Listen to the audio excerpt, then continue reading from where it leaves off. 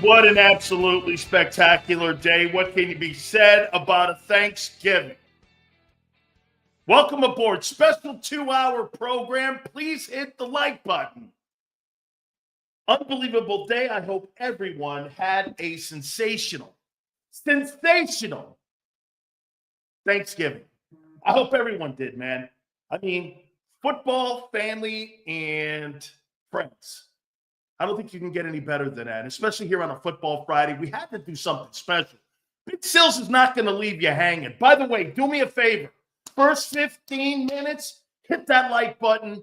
Hope all indeed had a great Thanksgiving. Can't wait. Hey, by the way, I found a coach that is absolutely more pathetic than Nick Sirianni, and he was let go today. And that was Matt Eberflus. Holy shit, man. 33 seconds left. You have a timeout. You have a chance to win a ball game. And what do? You completely shit the bed. And then the most buffoonery thing that he did was he gets in front of the media and he says this, hey, I wouldn't have done anything any different. You know, hey, I thought we really handled the end of that game against the Lions. Pretty good. I mean, I thought we handled it well. You're like, are you insane? There was Nick Sirianni moments all over the place. Holy shit, dude. Hit the like button, guys. Appreciate it. I found a more pathetic coach than Nick Sirianni, and he was fired today. Matt Eberflus. Holy shit, man.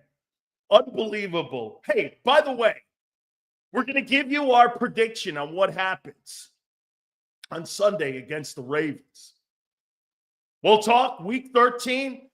College football games are going on as we speak. Our 2 hours today, our special holiday 2-hour show is being powered by our friends at BetUS. Make sure you check out the website. Ton of college football games today.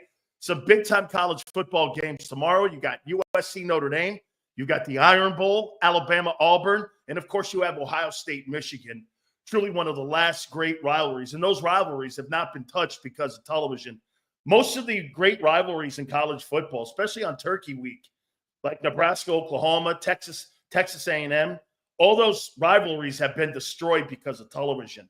Well, you still got some of the great ones left there, especially Ohio State, Michigan, and Auburn, Alabama. So make sure you hit the like button, guys. We appreciate you guys. We're going to talk Lions here in a second. By the way, wow, what an offense. Jared Goff yesterday, 221, 2 touchdowns, 21 of 34. How about that dual-headed monster of a running game?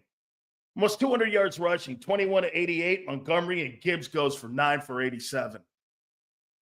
Do I think they're compatible with the Eagles? Yeah, because you know why? They got a better passing game than you. They got by far a better passing game. I don't know. It's on display. You do not have a passing game. Their passing game is one of the best in the league, and their running game is one of the best in the game. Philly Don, all supers. He reminds me, go to the top. How you doing, Big Sills? All good, man. Appreciate you guys. Hit that like button. By the way, I'll say this to you. Yeah, the Lions have a better offense than you because the quarterback's better. Your defense, we're going to find out. The loss of Brandon Graham this week against the top offense in pro football. We're going to find out. Look, I don't need to know if your team is good now. I know your team is good. But by the way, I'll say this to you, man. Green Bay's coming. The Packers look like they're coming, man. They really do. Sills, pick against us. Please, we win every time you do. Hey, Nick, if you actually think your D-line is number one when you don't have any fucking edge rushers and they got pass rushers all over the bazooka, that Ravens team, and they're number one against the run in the NFL, if you don't think that they have a good – I saw what you posted on my X account. Fucking stupid. And by the way, you really think that Zach Bond's a better ball player than Roquan Smith? You're absolutely high. You're high. He can't cover like that, dude. Now, that dude's been banged up the last 2 weeks, but he's playing this week. Nobody in the world would go, hey, Zach Bond's a better linebacker than the best linebacker in pro football with 6 Pro Bowls. I was seriously, really? Hey, how about this? Finish the regular season first before you start fucking telling me Zach Bond's better than Roquan Smith. How many Pro Bowls does he have? I just threw that up. Roquan Smith. By the way, he's on pace for the 158 tackles this year as well. I mean, he's the best linebacker in pro football. Roquan Smith. Let's take a look how many Pro Bowls this mother effer has. He's the best backer in the game today, man. And get this. And there's no debating it. There's no debating it at how good this guy is. Again, like I said, he's been banged up. He's better. You're like, that guy is not better. And he's only 27 years old. He's the same age. So let me see here. Okay, he's a 2-time first-team All-Pro. First-team All-Pro. He's 27 years old, and he's considered the best linebacker in pro football. Okay, guy. And he's the same age. Zach Bond has been a top 2 linebacker this year. Only this year. Let's see if he can play the rest of the season out like that. Hey, look, he's the best linebacker in the NFL, and you're trying to tell me he's better than Roquan Smith. Okay, guy. Whatever. I'll take Roquan at 27. I'll take Roquan at 27. You can have Zach Bond at 27. He's a better cover guy, and he's a better football player. End of story. Not now, but can Bond be better in the long run? They're the same age. Hey, Martin, I'll tell you what he can be. He can be in the top 5, and that's a good thing. He can be in the top 5, and that's okay. By the way, Martin, I think you've just got it. Remember this, Martin. We're now comparing Zach Bond. Listen to me when I say this. Get this. Some guys are late bloomers. Pat, you're going to understand what I mean when I say this. So we're in the conversation with Zach Bond and Roquan Smith. That is quite a compliment to Zach. We're not talking about Dre Greenlaw here. We're talking about a guy in a conversation with the best linebacker in football. That's absolutely, okay? That is absolutely tremendous if you're Zach. So wait a minute. If I was a player and I heard someone saying, hey, did you hear Sileo saying you're not as good as Roquan? I'd look over at him and go, he's comparing me to Roquan? Holy shit. Wow, thank you. That is absolutely, like RC3 says, that's nuts. A special teams guru in New Orleans is now in a conversation with Roquan Smith. Unbelievable. Unbelievable. I wouldn't believe it if you told me 5 weeks ago that conversation would exist on this program. No way. Shows how far we've come compared to last year. It's a great, you guys are now getting it. You're getting it. Nick, really. Hey, just because he's not better than Roquan now, he's in the room with him. If you're Howie Roseman, you better open your wallet, dog. Because that guy makes $25 million a year. You guys think it's a rip, but it's a compliment. Oh, he's not Roquan. Sills is talking about Zach Bond and Roquan Smith. Yeah. Roquan makes $25 million a year. He just signed a $100 million contract with the Ravens. Yeah. I know. And he's playing for $1.5 million. Unbelievable. Unbelievable. Hit the like button.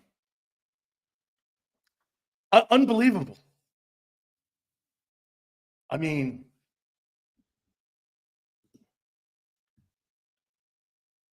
Shaq Barrett is going to sign with the Dolphins.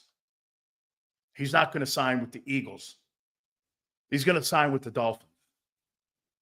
Especially after last night's bullshit. By the way, one thing is clearly evident, and we said it, the Dolphins are soft. That's a soft football team. Sills, this is right about time we start falling apart. This game might be a blowout. Lamar Jackson's too much for Hurts. We're going to get to our takeaways. Okay? We will. By the way, all supers go to the top. Brian, hope you had a great Thanksgiving. Is Dean better than their other linebacker? Here, think about this, Nick. And the one thing about the Ravens that they have going into this ball game, okay? They get a lot of pressure from their linebackers. And I want to show you what I'm saying here when they get a lot of pressure from their linebackers. Okay, here's Roquan Smith right now. Roquan Smith is on pace right now for 156 tackles. Okay, I'll tell you what I do think that Bond does better than Roquan. I think he rushes the passer better. Sills, what would Jalen's stats line have to be to win? We're going to get to all that, Jared. I promise. We're going to get to the takeaways on what I see happens this weekend. Hey, by the way, I'll answer that now. Jared, for Hurts on Sunday, Hurts is going to have to win this game. I think Jalen's going to have to go for 280 in the air. And I think he's probably going to have to go for 65 rushing. That is somewhere in there. 3 touchdowns passing. 280 and 65 rushing for this game on Sunday. I think Barkley, well, I'm gonna get to it here in a minute. Guys, please hit the like button. I'm going to give you my takeaways. It's a 2-hour special, so please get in where you fit in. Xander's going to join us at 3:15, 3:20, somewhere in there, and we're going to talk a little bit about the game on Sunday. Hey, by the way, Brian Westbrook is going to join us Monday. That's for your programming pleasure coming out of that Ravens game. Who better to have on than one of the greatest running backs in the history of the Philadelphia Eagles? So Brian Westbrook is going to join us Monday. We'll get you a time. We'll post it over on my X account. If you guys aren't following, make sure you follow so you can get an update of when he comes on Monday. So we had some really great guests this past weekend, Jimmy and Dungy. Smitty practices again. That's huge if he plays. Yeah, I saw that yesterday he didn't practice, and I thought I saw something. Someone had a concussion yesterday, and they didn't practice for concussion reasons, and I think that was Darius Slay.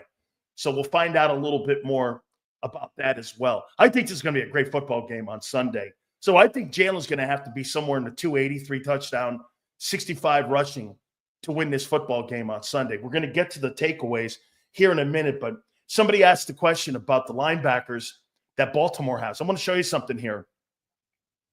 Travis Robinson, linebacker. Right now, I mean, if you looked at it right now, he's on pace for about 7 sacks. If you go down the list here again, Brandon Stevens, they bring people from the cornerback position. They do a lot of blitzing. Projected to have 4 sacks from a cornerback position. They blitz a lot, man. Trenton Simpson, their other linebacker, is probably going to get about 6 sacks. You got a guy right now, and obviously Van Noy, who's got 8 sacks, knows how to rush the passer. Hey, and by the way, he's a sneaky season going on. He's on pace for 12 sacks. So their linebackers, they've got guys 7, 8, 9 sacks that pressure the quarterback. They get out of that position a lot of production with multiple guys across the board. Van Noy, you wouldn't know it, but he's on pace, like I said, for 12 sacks. You don't have anybody at that position, really even on your team with 12 sacks, who's going to be there, except for maybe Josh. But Josh is an edge rusher. This guy's from the linebacker position, and they move him around a lot. Okay? I don't think their secondary is very good. I just don't think their secondary is very good. Hey, Sills, from your take, if Ringo is physical DB, why do coaches go for the smaller DB against Puka? Because he's not a good cover guy. Hey, just because you're big and physical and you're a good hitter doesn't mean you can cover. The only reason Isaiah Rodgers is playing and Ringo's not is because he's a better cover guy. And some of you would go, did you see that Stafford was attacking him? Yeah, well, that your other option is a lesser guy. Ringo's not ready yet. He's not ready. Or Vic would play him. Hasn't Vic proved – hey, guys, hasn't Vic proved one thing to you? If he thinks you can play, he's going to play you. I mean, has he not proved that to you? He didn't even know anything about Cooper DeJean, really. I don't know. He didn't know anything about Zach. He didn't know Zach Ball could play inside. But he had a feeling about it.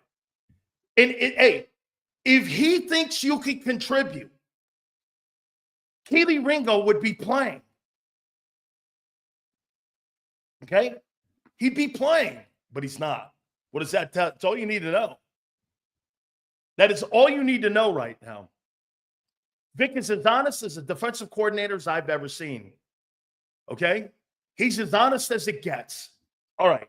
I'm going to get to my takeaways here. By the way, one last thing here. I want to show you guys something. I wrote this down. I know that we've been keeping an eyeball on Teron Arnold and also Quinyon Mitchell. And I wanted to point something out to you here. Heading into last night's game.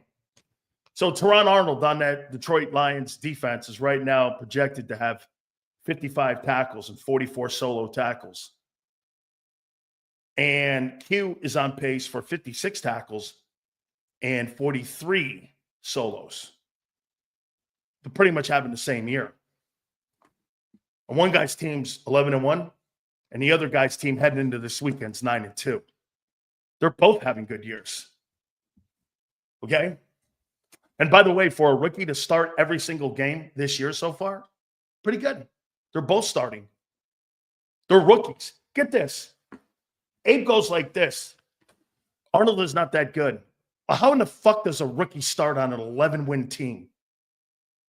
What a dumb comment. He's a rookie. He's played in 12 NFL games, and he started every game. He's not that good. Okay.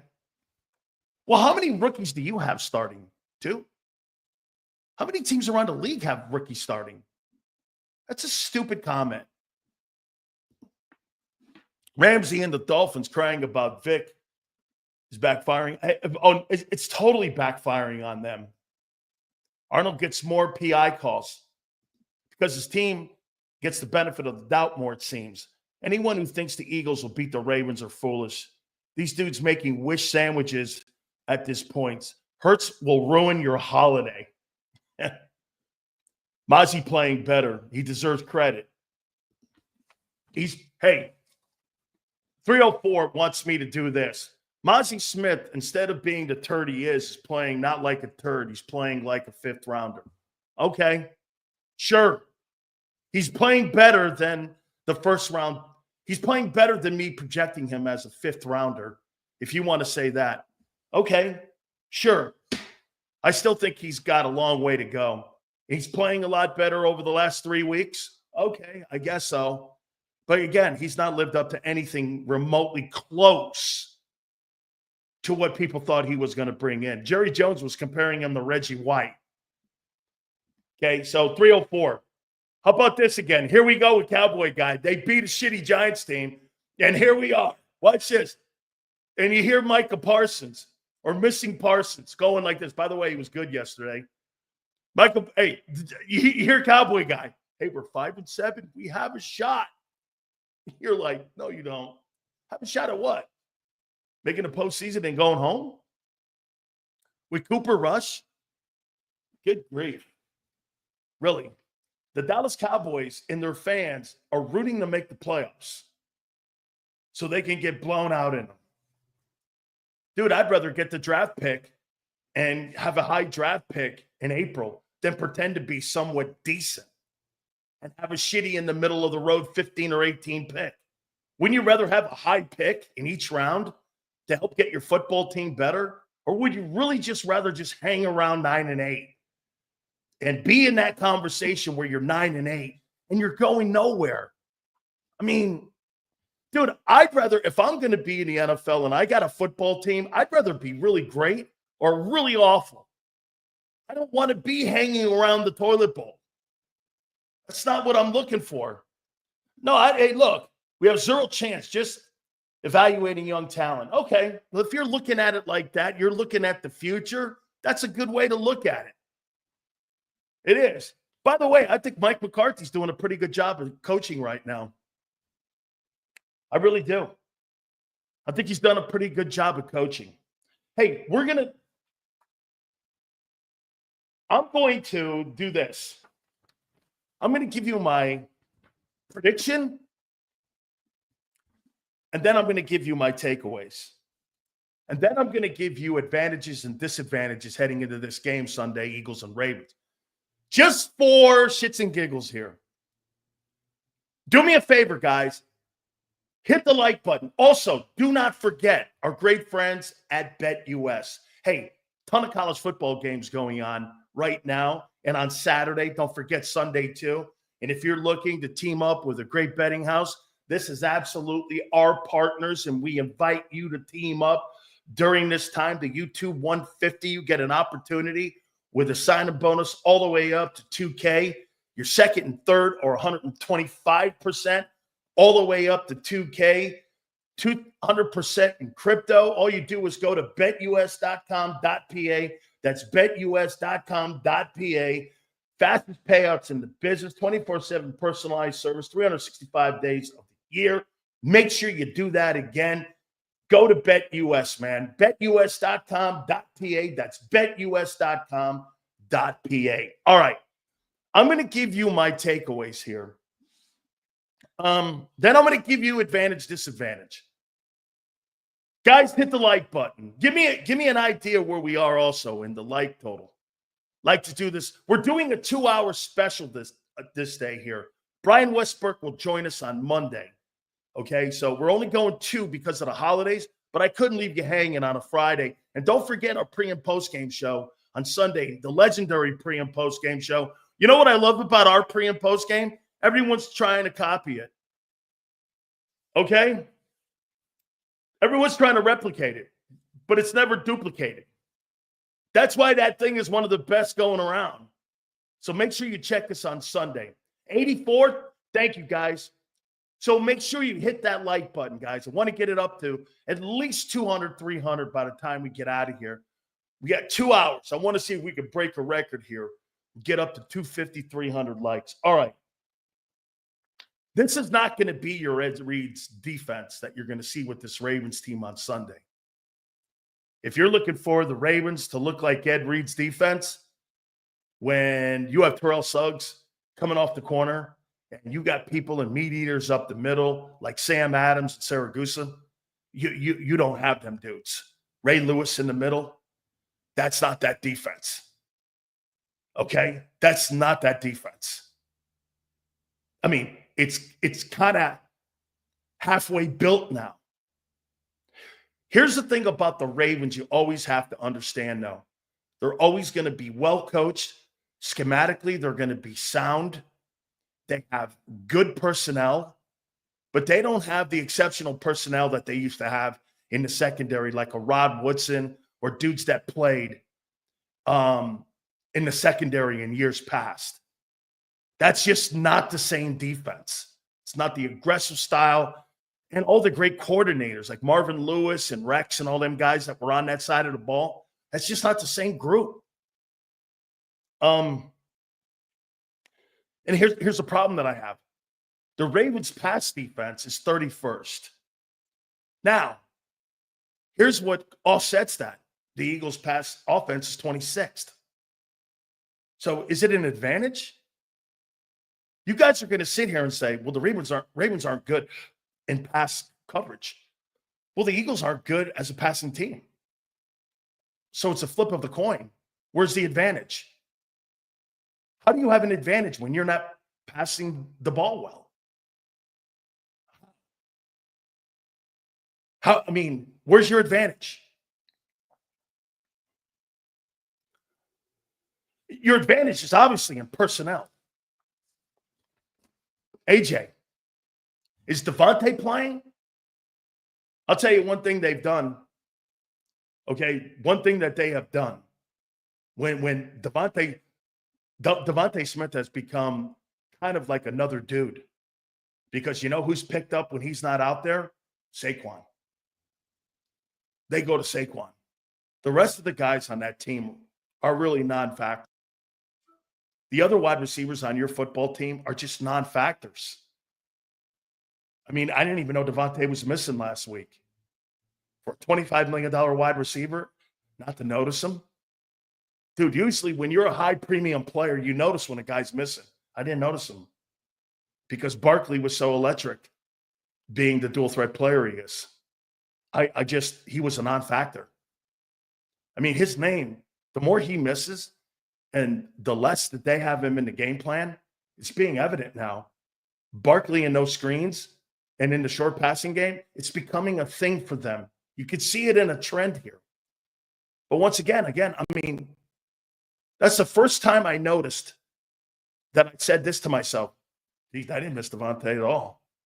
He was a non-factor. Then again, when he's on the field and AJ's on the field, when AJ's off the field and it's just him, he's still a non-factor. AJ wins games. Devontae gets you numbers. He's not a determining factor. Hey, and by the way, I love the kid. But he has no impact in winning. AJ and Saquon do. In your old line. Okay? Your offense right now, there's only 7 teams worse than you. It's not like you have some massive advantage here. I love how people are going, dude, your passing game is not very good. It's below average. The offense runs through Barkley and AJ, period. Absolutely. Absolutely. This is going to be, in my opinion, this has to be a Hurts game.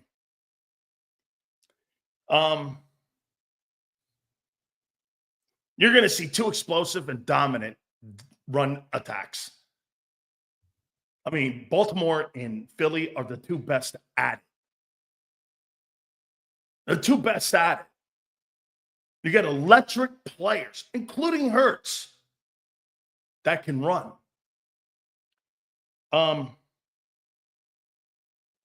This is going to come down to the quarterback who's better. Because personally, Jalen's going to have to win a game. I think Barkley is going to struggle versus the Ravens' run defense. I don't mean struggle like holding him completely shut out. 85 yards, somewhere in there. 79 yards, somewhere in there. Okay? I think it's going to be something like that. And Hurts is going to have to throw the ball to win this game. They're 31st. They're not very good in the secondary. I just don't see Barkley getting off in this game. I'm cool with having an 8-9 record. If the young talent starts to show signs, he's talking Dallas, of improvement, becoming better players, a lot like Detroit in 22. Completely true. Yes. If your mentality is that, you're on the right track with Dallas. I disagree with people. I think Baltimore is going to do a great job stopping the run. And there's no question in this ball game, I would take Lamar and Henry 10 times over Hurts and Barkley of the 2 guys that have to carry their football team. Make no mistake, there's not a chance in hell I would take Jalen Hurts in any way whatsoever over Lamar Jackson.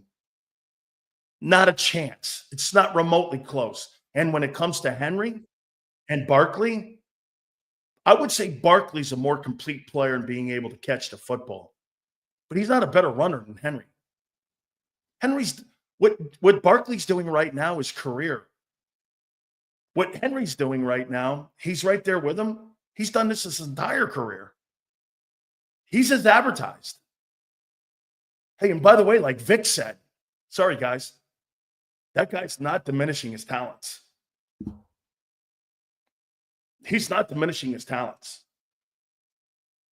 This is going to be an exciting and fun game. Ravens have the number 2 rush defense in pro football. And I think Barkley's going to have some tough times here in this game. Again, tough times, 85 yards rushing. 27-24, Baltimore. At home, 3-point favorites. I got them winning. I just don't think Lamar and Henry are lesser players than Hurts and Barkley. And I think Saquon's having a great year. I think your quarterback is okay. He's going to have to win it. That's why when someone asked me earlier, I said 285, 3 touchdowns, and 65 rushing. If he's in that room and outplays him, Hurts puts himself back in the conversation for MVP. Right now, it's a 3-headed dog. It's Barkley, Lamar, and it's Henry. Sills, what's where short dump-offs and chip run passes to Barkley come in play? I completely think that that's been an absolute gold mine the last 3 weeks. Philly is those quick dump-offs and him taking them and those yak plays that he gets after. I think that's been something that's been starting to be implemented. Eagles win. Thanks, Sills, for the pick. No problem. 27-24, the 2 best ball players on the field, Lamar Jackson and Derrick Henry. Less plays in passing, lower in passing offense. Same shit if you don't run the ball. Often rushing offense rank will be low. It's how you win ball games. It's not how you win ball games. Like I said, there's a reason that teams win Super Bowls with quarterbacks. You can have a lesser roster, but the quarterback has to be A+ or B. B+. You have a C+ quarterback and an A+ team. Definitely tough game. We just don't match up well. I don't believe you do match up well against them. By the way, Zay Flowers is not awful. I don't think he's elite. A couple other guys they have on that team, but it's never been really a wide receiver offense. It's been more with Andrews out of the tight end position. I'd like to have seen Henry be more of a factor in the passing game, but that's not his skill set. Lamar right now, man, I mean, if Lamar finishes the way he's playing now, he's going to have 4,400 passing yards and 40 touchdowns and 1,000 rushing. There's nobody in football playing better than him. And he's the quarterback. There's just nobody playing better than him. And that includes Mahomes. That includes Mahomes. I believe Barkley has a good day. Not like last week, but dude, I think 85 yards rushing is a good day. He probably catches something like 30 in the Xander. Do I think Xander's going to give another jersey out? Probably. 85 rushing, maybe another 35 receiving. I think he's going to be somewhere in there. I do. I think he's going to be somewhere in there. Williams was trying to tell me they would lose out a few weeks ago, and I told him they have too much talent for that to happen. Now he thinks they're winning it all. I don't know if the Ravens are winning it all with that defense. They're still so suspect in their secondary. Okay? They're so suspect. Sample size of modern-day NFL is very limited. Only a couple dozen Super Bowls to 1,000 yards of regular season games. Not sure where you're going with that. Flowers is awful. It's just fast. He drops everything. Last week, and especially in that Steeler game, he dropped a shitload of passes in that game. Okay? A shitload of just an absolute shitload of passes. So here's where I got this. By the way, please hit the like button. Give me a total on our likes. We're going only 2 hours today. Brian Westbrook will join us Monday. Don't forget pre- and post game on Sunday. Okay. Here's what Chris's opinion is. We're not into playing this way. Hurts is easily a B-type quarterback. His legs are A, and his leadership, fuck the leadership shit. Congratulations. If you're a quarterback in the NFL and your team is good, fuck that shit. Stop saying that non-athletic thing with the leadership thing. It's such a non-issue. The only time it's an issue when you don't have a guy who is. You're drafting a guy with the assumption he is a lead. Jesus Christ. Once again, adding something that has no skill set to it. Aaron Rodgers, in my opinion, has no leadership capabilities, but he's a first ballot Hall of Famer. He's accurate. He's not accurate. How many missed passes do you see in a game? How many sacks is that? Dude, your passing offense is 26th. Get used to it. This is what you are. And you say this, yes, you're going to beat teams. You're going to beat teams like this, running the ball and not having to worry about anything. You're totally going to beat teams when you're talking about here. You're going to beat, since the bye, you're going to beat Cleveland. You're going to beat New York. You're going to beat Jacksonville. You're going to beat the Rams. You're going to beat Dallas without having to have a passing game. When you play Baltimore, you're going to have one. Seals, we have zero chance Sunday. Complete devastation. Hurts is going to be bummy, and Sirianni will have CTE. I'll do my victory lap post-game. Hey, Brian, you tell me if you agree with this.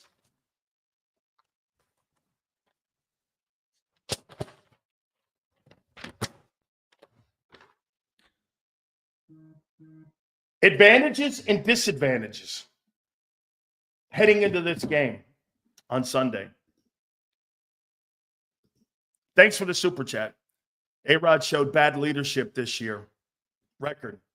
A-Rod has always shown bad leadership. Record. And plus, it's the Jets.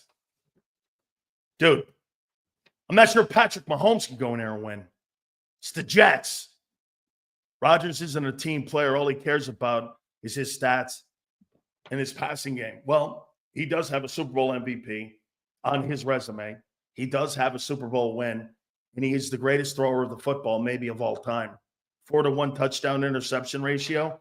Guys, I want to make a point to you about you're talking shit on a guy, and you're talking about a leadership issue with a guy who's a revolutionary, and he's a generational player. Aaron Rodgers is a generational player. You're never going to see shit what he accomplished in his entire career. Do you understand what I'm saying to you?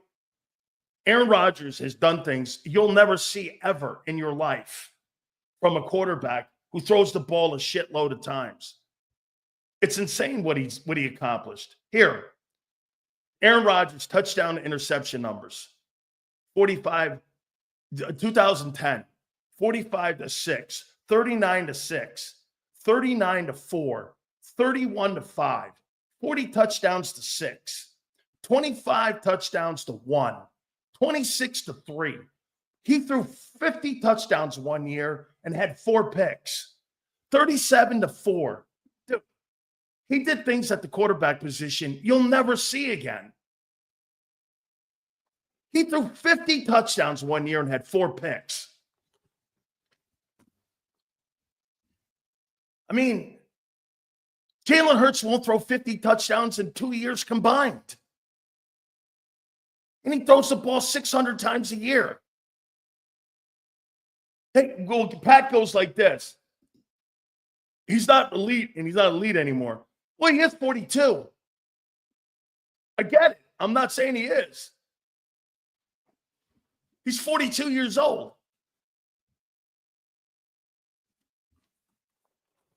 He's the first ballot. Probably might maybe not get in on the first ballot because people hate his politics. Sensational ball player. All right. Here is the advantages and disadvantages going into the ball game on Sunday for the Ravens. Advantage, quarterback, Baltimore. Running back. I'm going to say push. However, I'm going to put an asterisk on it. I think it's a push, but I would lean Barkley because he catches the ball and he's more effective and important to the Eagles in moving the chains than what Henry is in Baltimore. So I would call it a push, but lean Philly because of what he does in the passing game. Wide receivers. I would go Eagles here. Now, if Devontae doesn't play, you have AJ and Barkley, and then really no one else. There's really nothing. I mean, you don't have a good wide receiver group. I mean, you don't have 5 good wideouts. You have 2 really good ones. And the rest of them are nobodies. Now, when you add Barkley to that mix, it elevates it. But we're talking about the wide receiver room.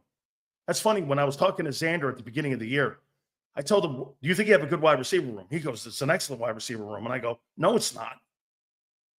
You sustain one injury, and you have to use your running back as your number 2 guy. You don't really have a number 2 guy if one goes down. Dotson's a nobody. It's not awful. Is he better than Quez Watkins? They're probably the same. When I look at Dotson, maybe he fights for the ball better. He's not that much of an upgrade from Quez. Isn't it funny you haven't been able to replace Quez? So, I mean, like, I don't know. He might fight for the ball better. Offensive line can prove number 1 if it's dominant against the number 1 run defense that Baltimore has. And Sills, please grow the goatee back. You look like a high school math teacher, not a badass retired defensive tackle. Oh, I got to play the role now. But thank you for the super chat, Joey. I appreciate it. Thank you. But still, AJ's so good. Okay, he's a dominant football player.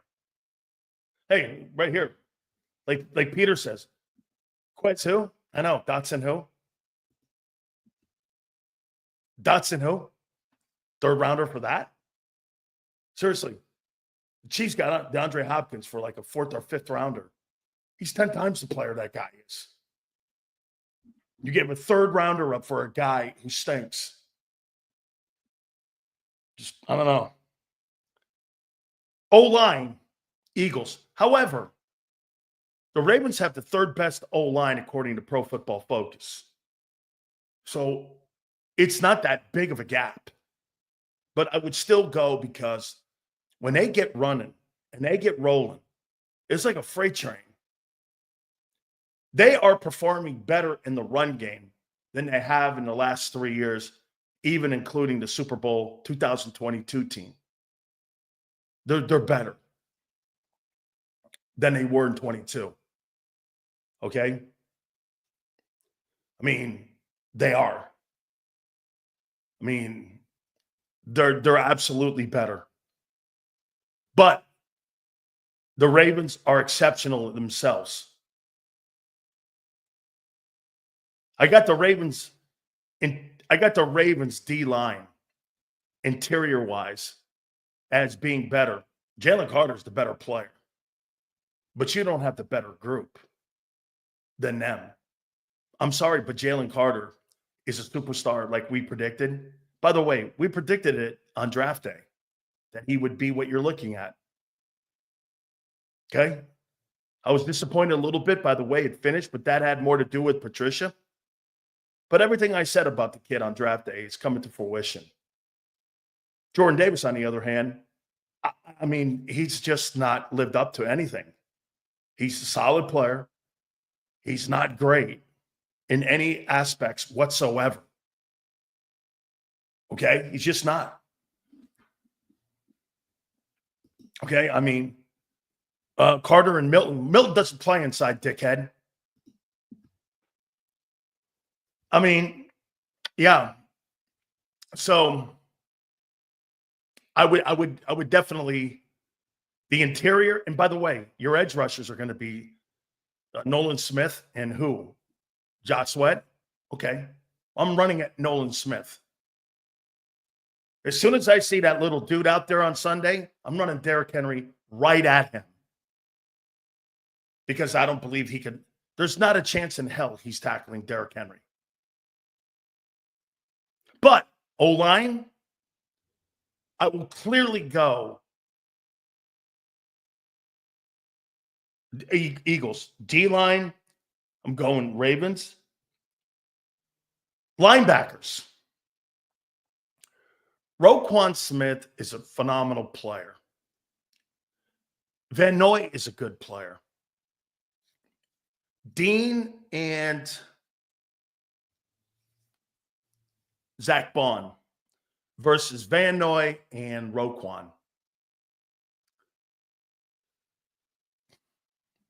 The Ravens are better players, but the Eagle guys are having better seasons. Got to be fair here.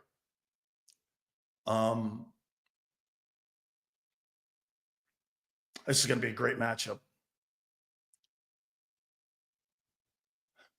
I'm going to take the guys who are playing the best now. So I'm going to go Eagles over Roquan Smith, over my better judgment. But they're playing better. My eyeballs are not going to, just because I see the resume with Van Noy and with Roquan, I'm not going to let the resume blind my eyesight in what I've seen week in and week out. So I'm going Eagles at linebacker. And by the way, you see guys in here going Nakobe Dean and Zach Bond, who are nobodies, over Van Noy, who's going to get 11 and a half sacks this year and 70 tackles or 80 tackles. And Smith is the best inside linebacker, and he goes easily.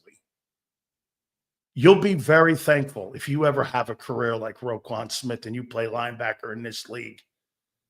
Zach Bond doesn't have a career. He's got 10 good games. That guy has a career, and he's the same age. He's 27 years old. You make it sound like he's 36. Roquan Smith is the premier linebacker in pro football. And that includes Fred in San Francisco. He's the premier backer. Premier linebacker.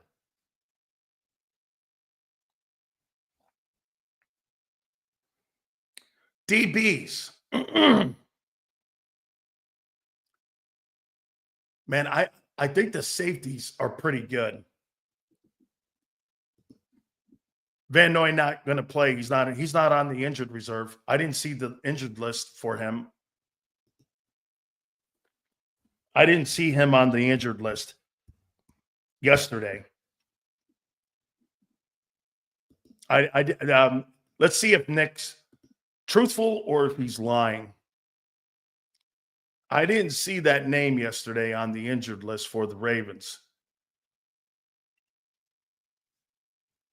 Let's take a look at that. It's going to be a great football game. I'm really looking forward to it.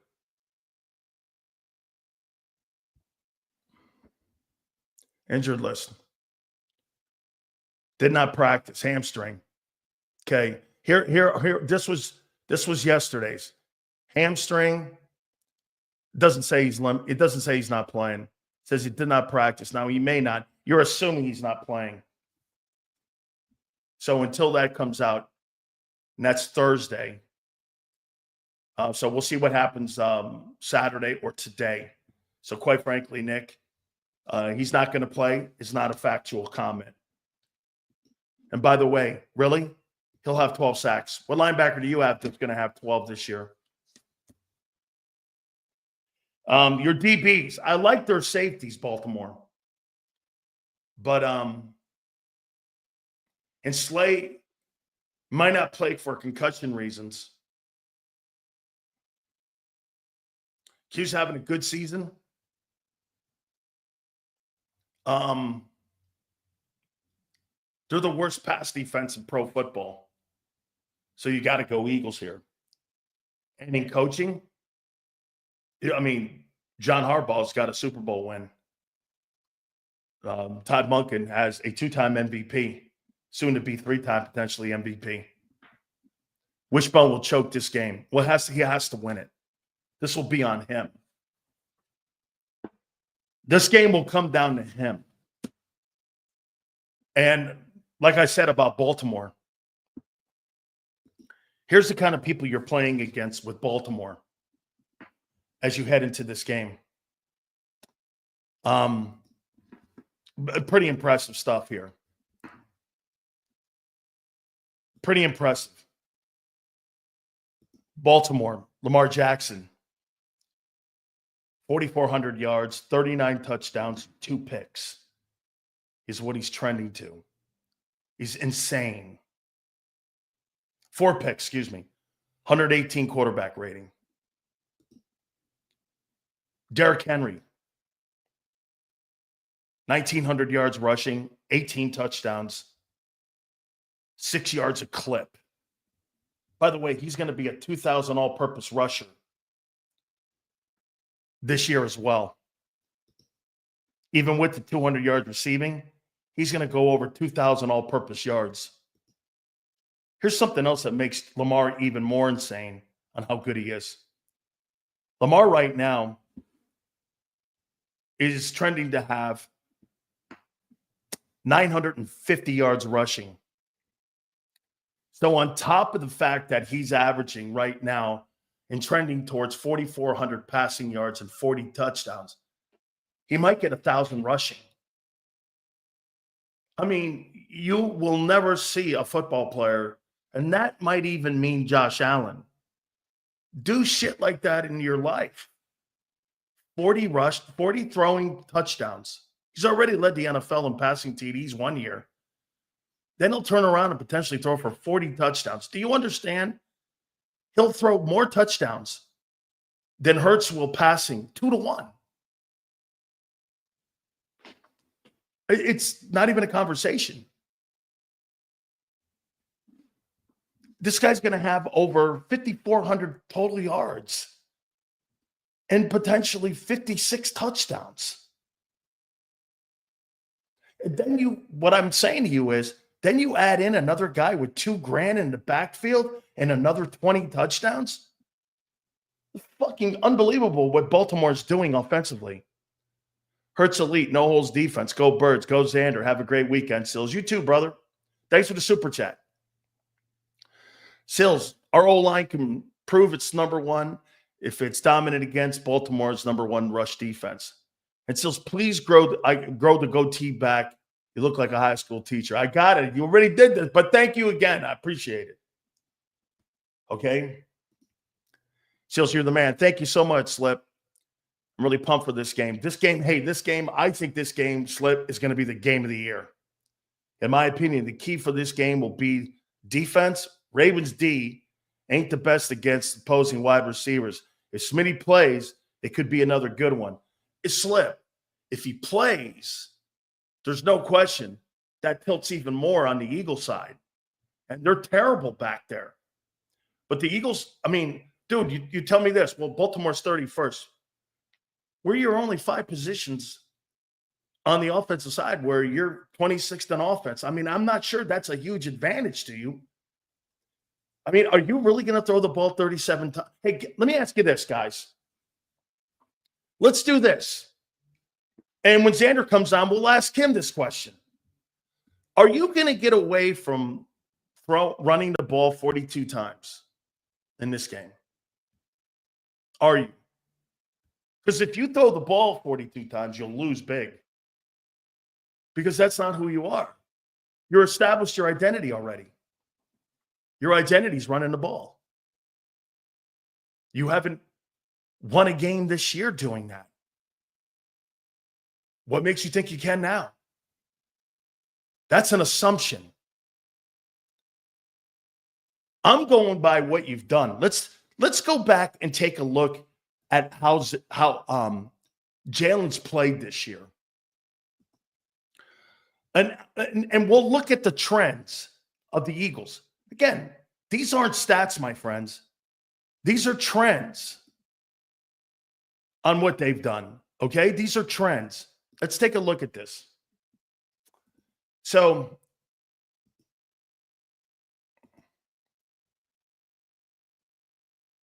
I got you, Xander. Here's what he did in the. Let's do this. Let's keep a stat here on this. In the Green Bay game, he went over 30 passes, got a W. Okay. That's more than any passing game that he's had so far since the bye. Atlanta game, you guys lost it. Hurts had 30 passes. Atlanta, 30. That's an L.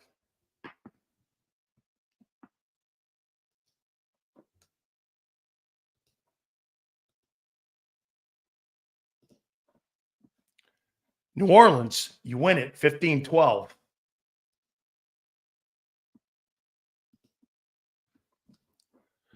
$38. W. Over 30. All these games had turnovers in them too. Remember that. That's what kept the games close, was all the turnovers early on. Buccaneers. Tampa game.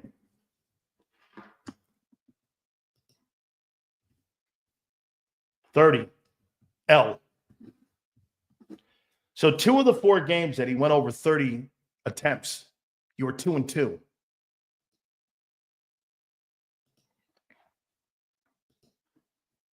You come out of the bye. Think about what I just said. 34-30, 38-30, heading into the bye. Now let's take a look at that coming out of the bye. Cleveland.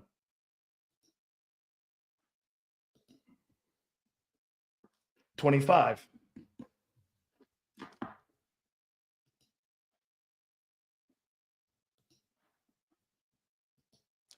All supers go to the top. New York Giants. 14.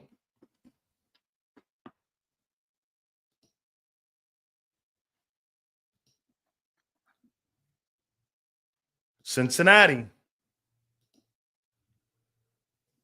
38 and a win.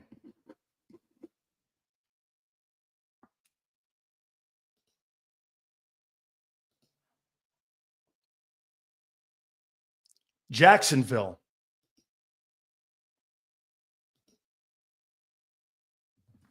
23.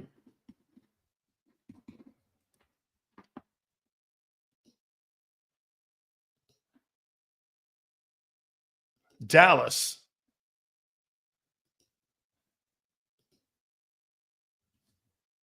20.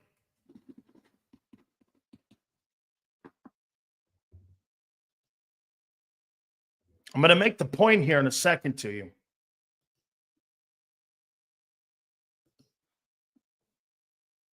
Washington.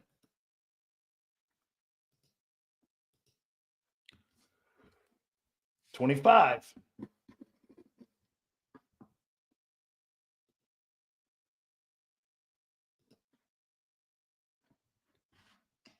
And the Rams.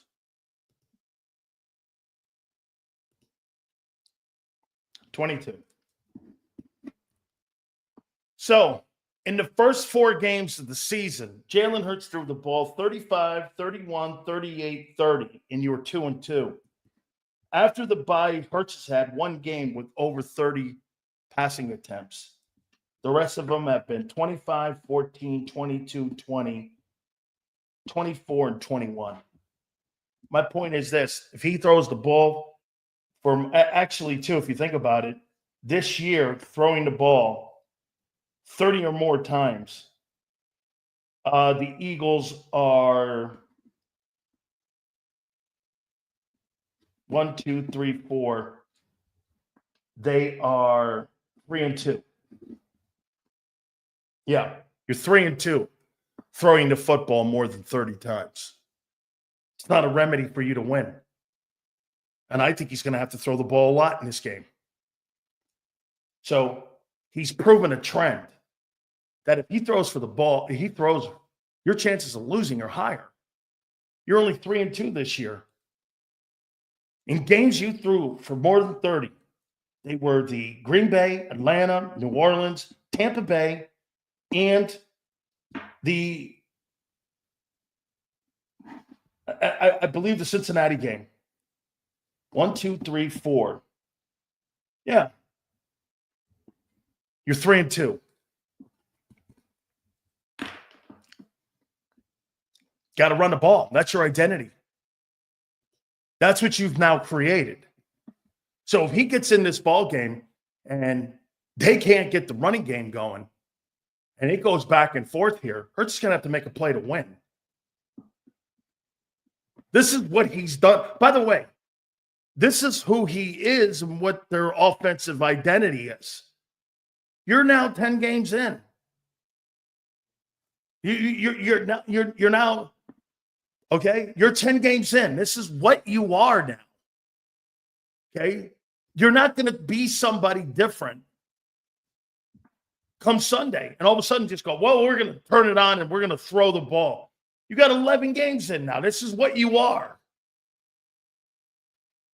Okay? And if you have to rely on him throwing the ball, I don't believe it. Because he's not done it all year. Especially when it comes to winning. You're 3-2. With a ton of turnovers in those 30-plus games.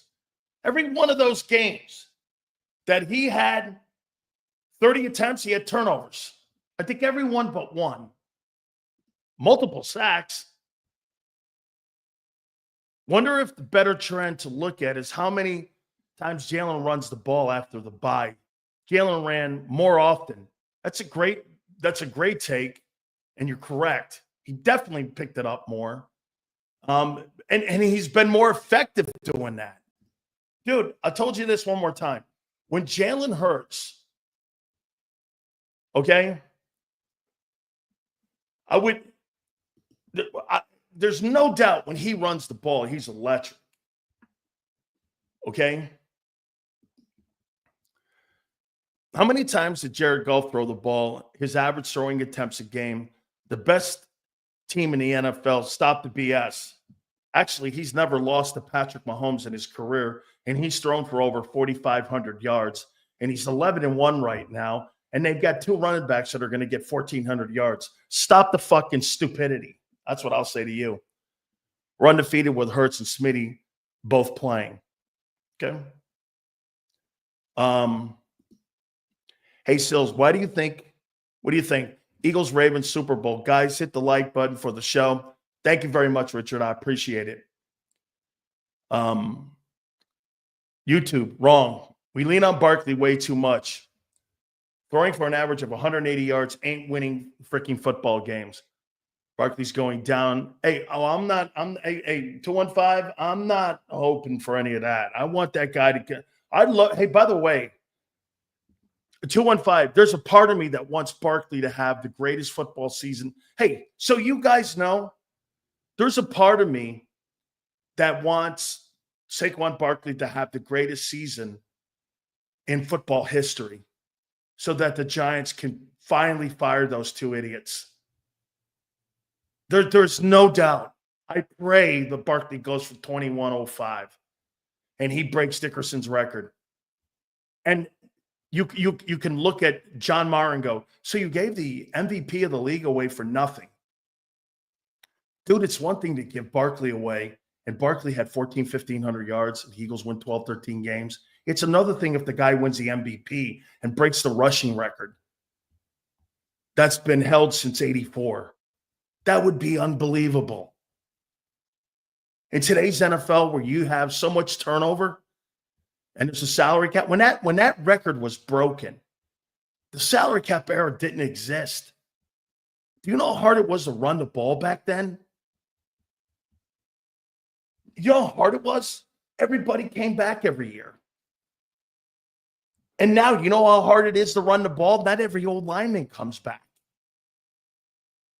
It's hard now, too. Okay, I'm just saying. We'll get to your supers. Don't forget, folks, our great friends at BetUS, man. Absolutely spectacular time. A ton of college football games going on. Great time of the year. Saturday is going to have Auburn, Alabama. Then you got the Iron Bowl. You've got Ohio State, Michigan. And we've teamed up with our great friends here at JAKIB and with BetUS during this football season. And right now, man, the 150% special with your signing bonuses up to $2K. It's called the YouTube special. Your second and third are at 125% up to $2K when it comes to your bonus signups. It's absolutely insane. 200% in crypto as well. Go to betus.com.pa. That's betus.com.pa.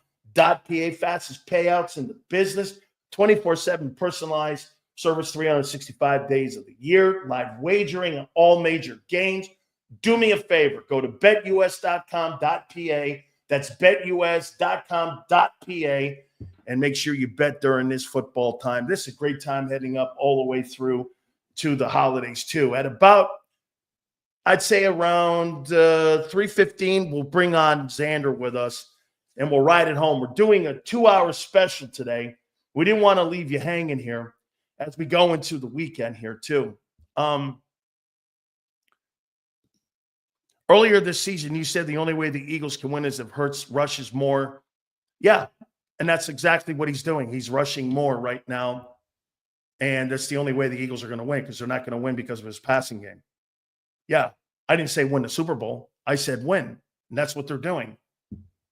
Oh, see, we're 2-2 after going into the bye with him throwing the ball more than 30 times. You've pulled that back to 21 attempts a game. You think that's situational? Or do you think that's understanding their identity? That's understanding who they are. And by the way, if I got Secretariat in the barn, I'm not going to keep him there. I'm going to utilize him. I'm going to utilize him. But this is a game right now. Well, hey, wait a minute. If I'm looking, hey, explain this to me. So the Ravens don't have a good pass defense. You've got two $51 million combined wide receivers if Devontae plays. I mean, isn't this why you're paying them? Isn't this a game why you pay your wideouts? I mean, if you're A.J. Brown, aren't you wanting to be feasted on this? Right? That's what made Gang Green so ferocious. Sacks were not given so easily because running the ball doesn't result in sacks. Well, I think pressures are also a high quality trend. If you're getting a lot of pressure on the ball, and you're not getting home and you're not getting sacks, but you're getting a ton of pressure, I like that number. I like the pressures. Okay, I do. I think pressures they're not as sexy as the sack, but I think that's a great number, man. Okay. Steels, do you think Shifty or running back gives the Eagles defensive line problems rather than power backs? It's a great question, Martin. That's a great question. Here's again, let me give you if I was in Al Davis's pro personnel department. And by the way, I love it on my ex. Amy Trask confirmed it. She was the president of the Oakland Raiders. And they offered me a job as a talent scout with the Raiders with Ken Herrick and them guys. And she confirmed it. Yes, we offered him a job, but he wanted to stay in broadcasting. Amy Trask was the president. Go to my ex account. Al Ocasal and Al Davis asked me. I had my resume in my pocket. I'll never forget. And I crumpled it up and I kept it in there. And I didn't because Bruce Allen, by the way, our dear friend, was also the general manager of the team. And I was like, shit, my wife to this day thought it was the dumbest move. I know. Hey, Sharon, I know. Okay. I know. Believe me. Believe me, I know I should have. But and that's why Al was so great to me. Al would call me up. What do you think of this player? Hey, get this. And I'll tell you how it happened. They drafted. How many people in here remember Ricky Dudley? He was a tight end from Ohio State. And do you remember him, Ricky Dudley? And I remember I watched him his first year. Al came to me. He brings me in, and we're watching tape on him. He goes, what do you make of him? And I said this, I go, he just doesn't have very good hands. And he just can't get off blocks. I mean, if you're looking at him being just a run blocking guy, a Howard Cross, that's okay. But I was like this, I said, that guy's not very good. And he's like, I said, you just can't get off blocks. So the Raiders let him go. And then they went to Tampa. Okay. I mean, here's the one thing though. He ran a combines. He ran a 4.6. He was the bench press. He did 225 like 26 times. He was so unbelievable at the combines. He was just unbelievable. That's right. That's right. Anybody who knows him, I was calling him that, the hands of stone. Holy shit, he couldn't catch shit to save his life. I'm like, Al, that ain't the guy, dude. If you're looking to create somebody to take over for Todd Christensen, he ain't it. And so I'm sitting in there. Before I bring Xander, here's my total evaluation on Barkley and Henry.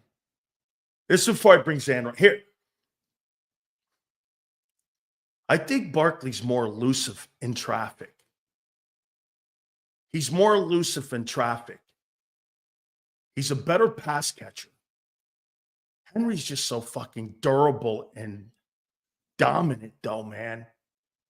I mean, hey, Barkley's got a hell of a stiff arm, too, dude. This guy puts people on his back. He was so underused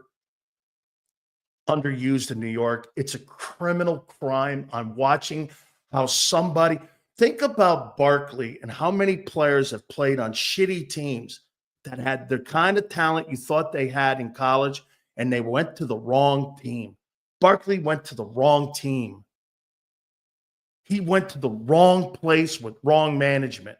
When you have Dave Gettleman and you have this guy, Joe Shitbag Schoen, as your general manager, and you can't find but one old lineman around him, that's an indictment on you, on a talent evaluator. Barkley's a really great, I thought always he was good, not great. But the one difference for me and why I like a guy like Henry, because when you run him through the line of scrimmage and he just knocks your linebackers out and your DBs out and he sets a tone, boy, he scares people. My daughter goes like this, Dad, why are those players getting out of his way? I said, well, those guys are making business decisions. That's why. Hey, Derrick Henry makes you make a business decision. Do I want to get killed to be a highlight reel? Or do I, hey, not that Saquon hasn't. And by the way, I think Saquon looks to run the contact too. They're two exceptionally gifted guys. One guy was just a dominant force, though, 350 carries a year, and the other guy just was never used right. And boy, did they run that pony into the ground. All right. Let me take my reality juice here. Hang on. Because I know I'm going to get a full shit of horse shit that's going to be coming here. You know what? I got a plate of yesterday. Turkey, hard-boiled eggs, the stuffed egg shit, the great stuffing, the pecan pie. You know what Xander ate for Turkey Day? Nice turkey and a big Eagle Bird. Because he's picking the Eagles. I know he is. Without further ado, don't forget, by the way, we're doing a 2-hour special. Please make sure you do us a great favor here before I bring Xander up here, man. I want to do, Xander, should I do one more here before I bring you up here, Hoss? Okay. Hey, folks, don't forget, teaming up with our great friends at BetUS. It's a great opportunity for you guys during this football season. Great day today. Ton of football games college-wise. Don't forget Kansas City and Vegas. They play a little bit later on, but then the Saturday games, all those great rivalry games. Then on Sunday, it is Eagles and Ravens. We have the 150% YouTube special. That's what we call it, the 150 YouTube special. Deposits and up to $2K. Your second and third are 125%. When it comes to your sign-in bonuses, go to betus.com.pa. That's betus.com.pa. Live wagering on all major games, 24/7 personalized service, 365 days of the year. That's betus.com.pa. That's betus.com.pa. All right. Without further ado, the man who's a co-host of Birds 365. Also the the halftime, the post-game show, and the post when he gets some of you Stunads on. And then you guys start ripping away at Big Sills. By the way, all supers, go to the top. We'll read them at the end of our segment here, too. And you guys have been great here on this special. We thank you guys so much. Xander goes like this, Sills, we can't leave him hanging. Got to give a couple hours here. So that's what we did here, and that's kind of what we did yesterday. You guys killed it. Without further ado, Big Z, Xander Kraus. What's up, Big Sills? What's going on, brother? What's going on, everybody? Hope everyone had a great Thanksgiving. How was yours, dog? Oh, it was great, man. It was great. You know, Sills, I think that the night of Thanksgiving, when you finish eating up, that's a top 3 tired night of the year. When you hit that cold. When you hit that couch. Yeah, when you hit that couch, it is done. It's done. Done and dusted. There's some sort of like crack in the turkey bird or something. I'm sitting here like this. I'm like, I get up, I'm dizzy and shit. I'm walking around. I mean, dude, we ate so much food. My wife was out at 6:30. I'm like, it just got dark out. She's like, what? It felt like you're a couple hours back. So it didn't feel like it was 12:30 at 6. You're sitting there after you ate your big bird. I'm glad you had a great time, man. I mean, you're right though. I was eating on Eagle wings yesterday. A special order for Big Z of Eagle wings. You know what you were eating? Raven. You were eating that nasty ass Raven. Hey, I'm eating that Derrick Henry burger. That's what I'm eating, dog. That's what I'm saying. Oh, by the way, let's play prediction. I didn't even hear it. Okay, no. Oh, you didn't. Okay. All right, you're milking it. You're still milking it. All right. No, I got it here. But what I'm going to do is this. I'm going to bring this up to this guy here. Where is that sheet? McMullen picked the Ravens. I picked the Ravens. I know. Oh, really? Been glazing they got better this team for 13 weeks. So wait a minute. You actually think that Jalen Hurts and Saquon are better than Lamar and Derrick Henry? I think the Eagles are better than the Ravens. Okay, we're going to find that out. But wait a minute. Well, they're so bad against the pass. Well, you're so bad of a passer.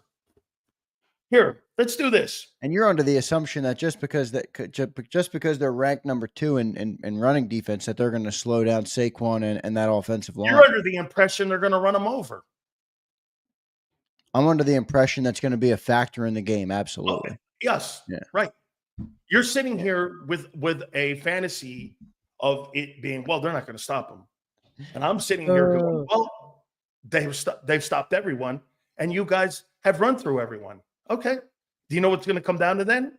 Your boy making plays. No, hang on here.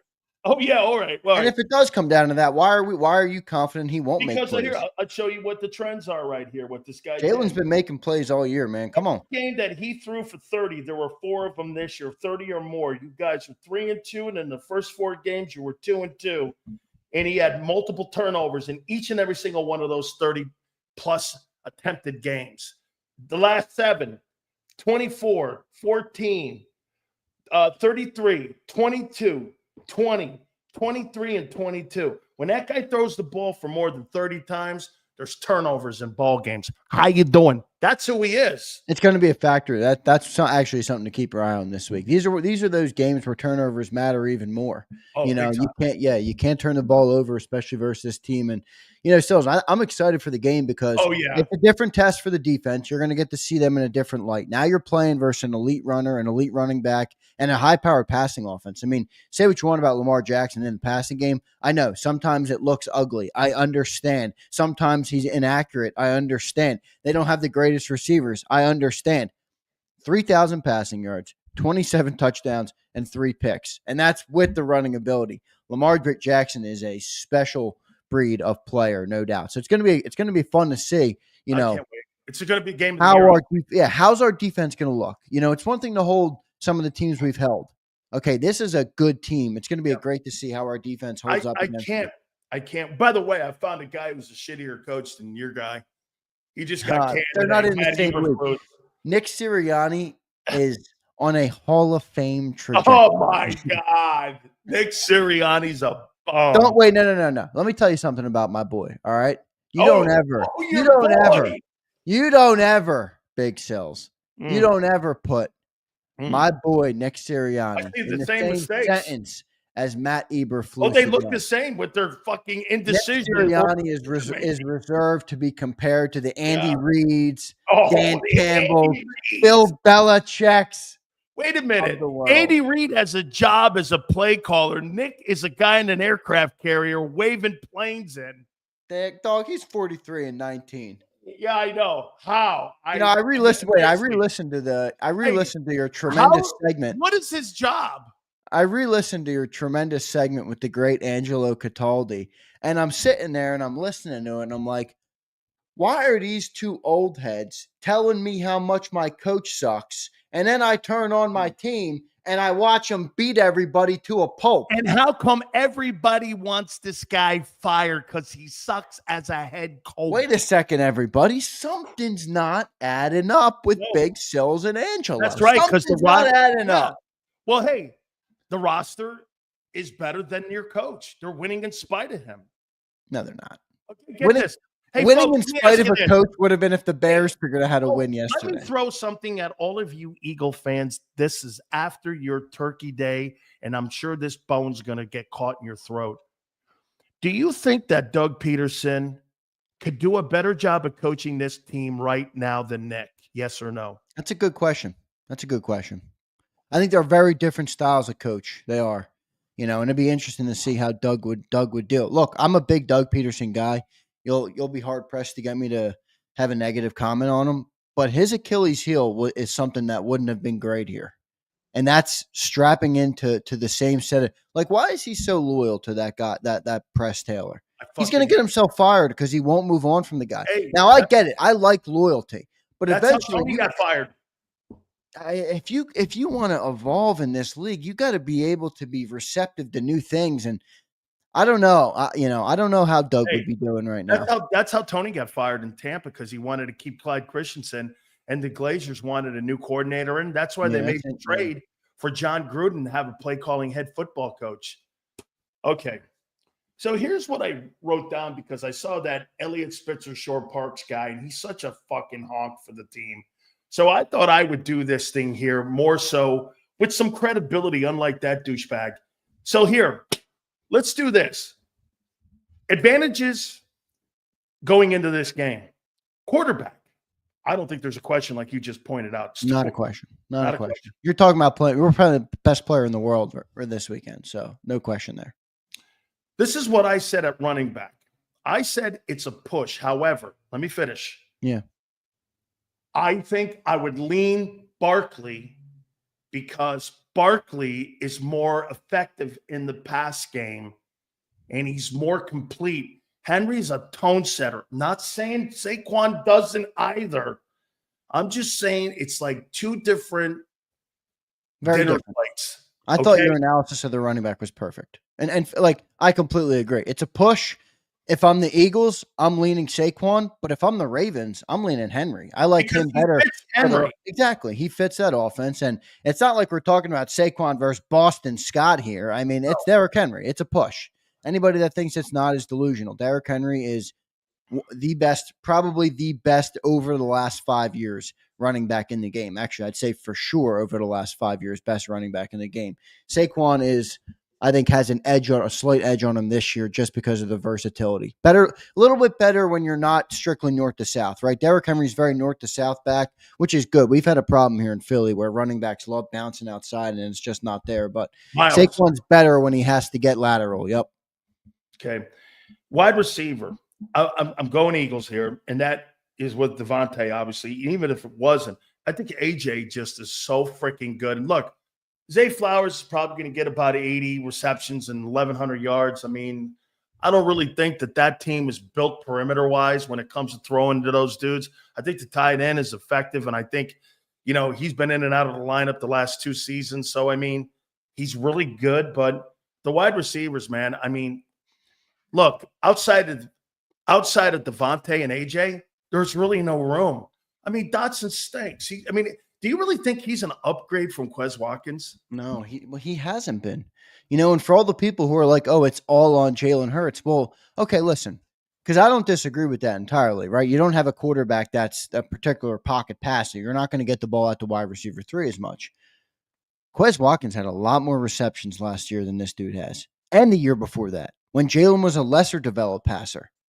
So it's not all on Jalen Hurts. Maybe some of it, yeah. I mean, you don't have a guy who's thrown 40 times a game. Naturally, numbers are going to be down. But my concern is bigger on Devontae Smith, where you said something earlier in the show, and many people don't like to hear that. But the reality of our football team is it's true right now. Devontae Smith is basically a non-factor. I mean, we didn't have him last week, and you didn't notice. I didn't notice. And that's because this team is built on the run, which I'm not criticizing. I love it. First time I didn't notice him. Right, but when you're so run focused and your passing game is limited, all you need is AJ. You don't need two all-pro wide receivers when you're passing the ball 22 times a game.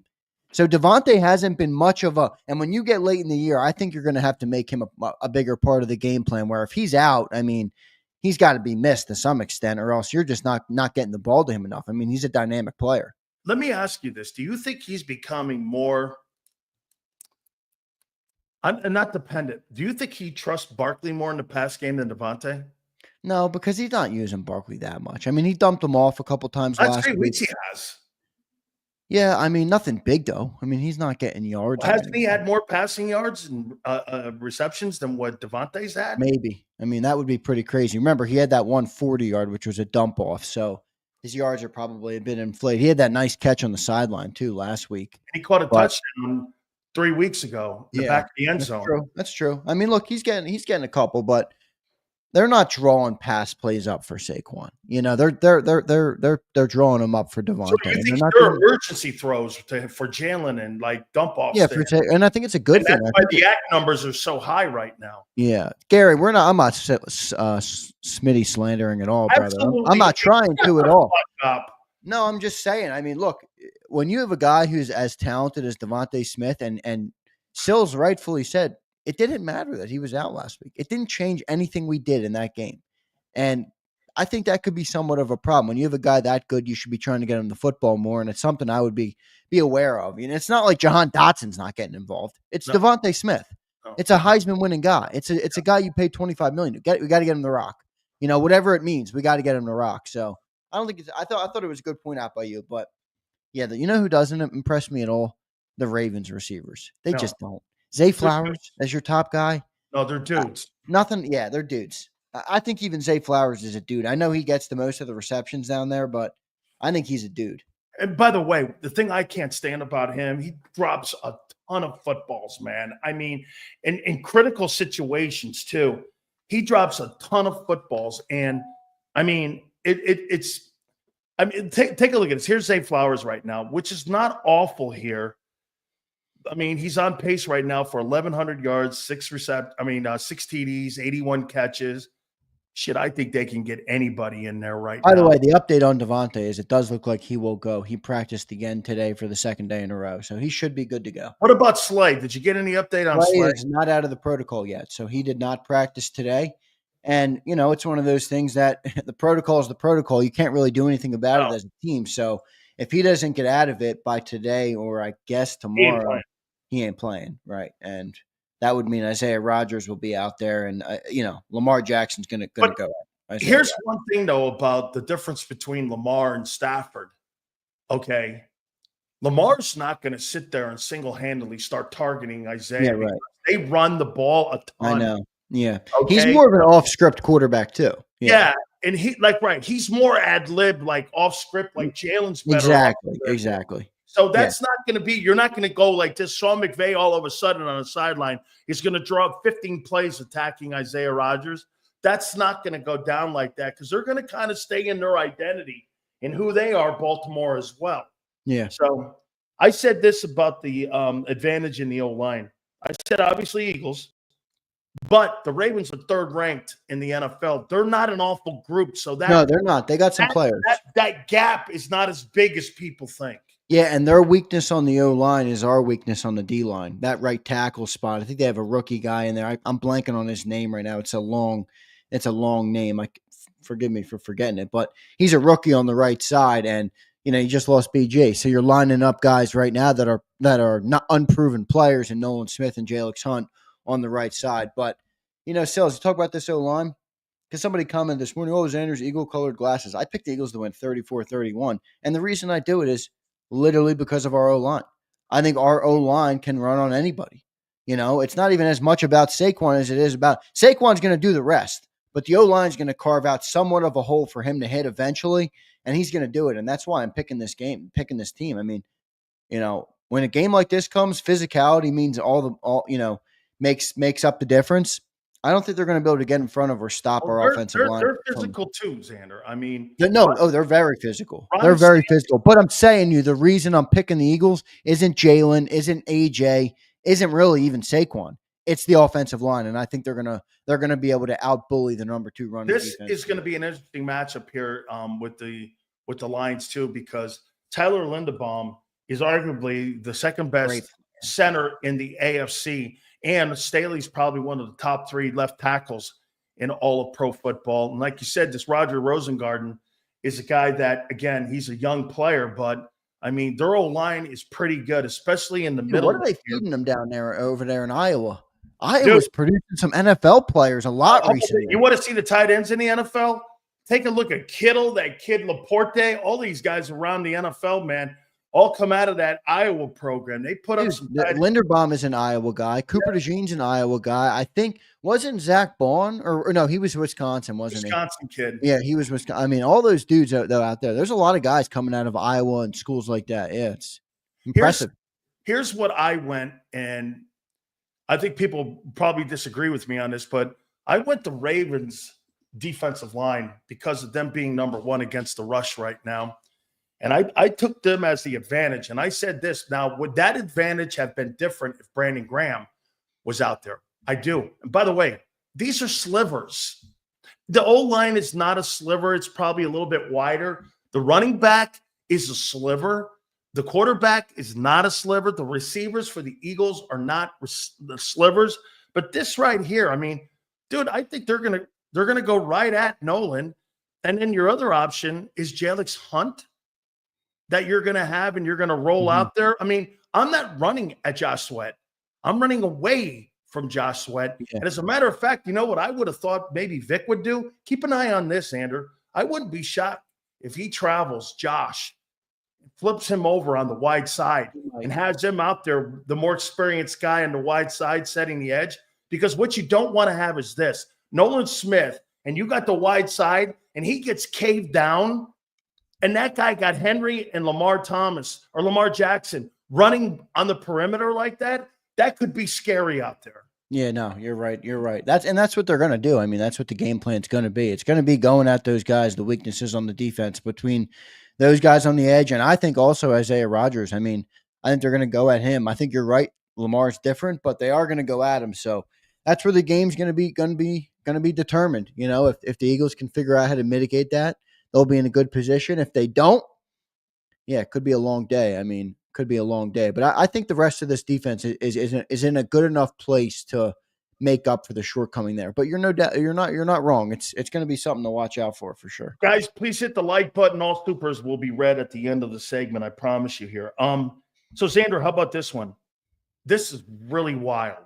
Look, the preeminent and dominant linebacker in pro football is Roquan Smith, and there's no getting around it. He's the best linebacker in the game. The Van Noy kid is on pace for 11 sacks.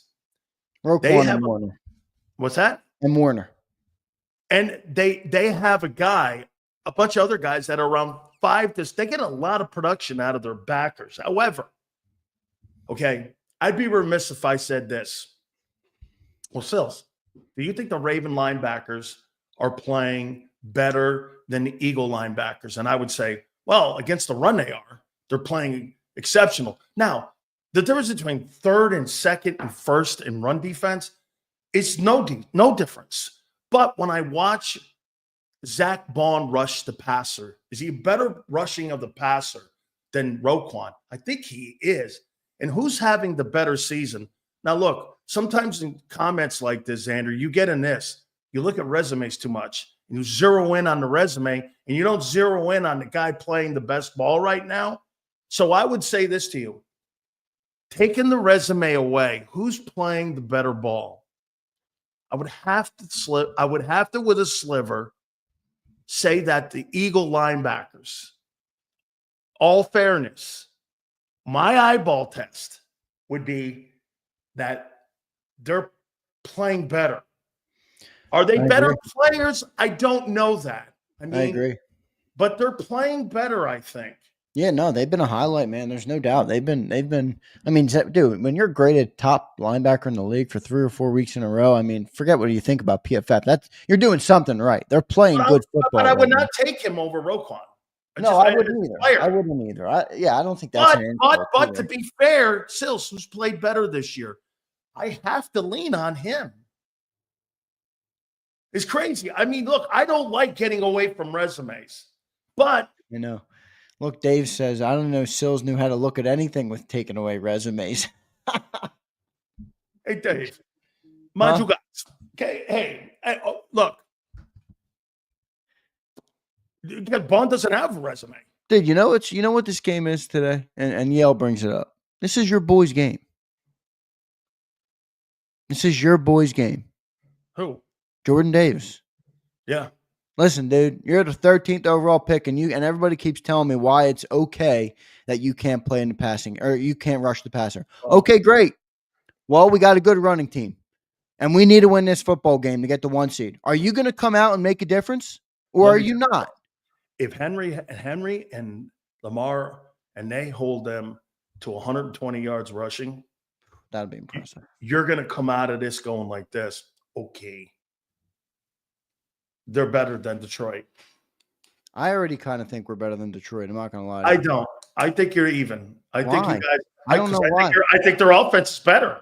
They can do more. They can beat you in the pass, and they can. Bears made some. I tell you what, that offense looked pretty good in the first half. They couldn't get into the end zone. They kicked 3 field goals. The Bears are ninth. That Bears team adjusted to them. That second half, they didn't do shit. The Bears are 9th in scoring defense. They're going to hold people down. They have. Yeah, but they're not horrible. You're telling me the offense looks all this good. I didn't see Detroit do that much yesterday.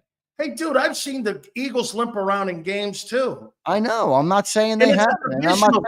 I'm not saying that half of football should determine how good they are of a team. I'm just telling you, they're not this unstoppable force that the NFL media has propped them up to be. Dude, look, I get it. Detroit's a good football team. If I turn on another fucking football show and they tell me how great they are, I don't care. They're a good team. So here, at any given moment, they can be beat. So here's what Xander's telling you: a team that's put up 50 points twice this year, and they had a game in the second half against a divisional foe where they didn't have a lot of offense. I didn't say they were a bad team, Sills. Okay. They've scored 40 points. They scored 40 points twice. They've scored 50 points twice. And you're trying to tell me you have an offense that competes with that? Boo. Okay, whatever. Boo.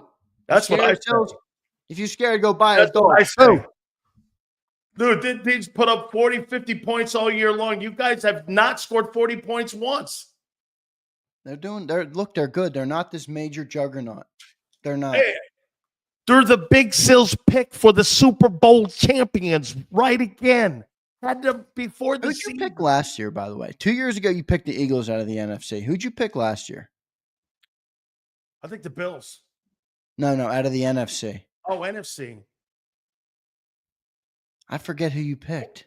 I thought I picked the Niners. I don't know if you I did. may have picked the Cowboys. No, you didn't. No, you. I think I would have remembered. I think I would have remembered that. Show enough says Buffalo and Dallas. No, did you pick the Cowboys? I think I did.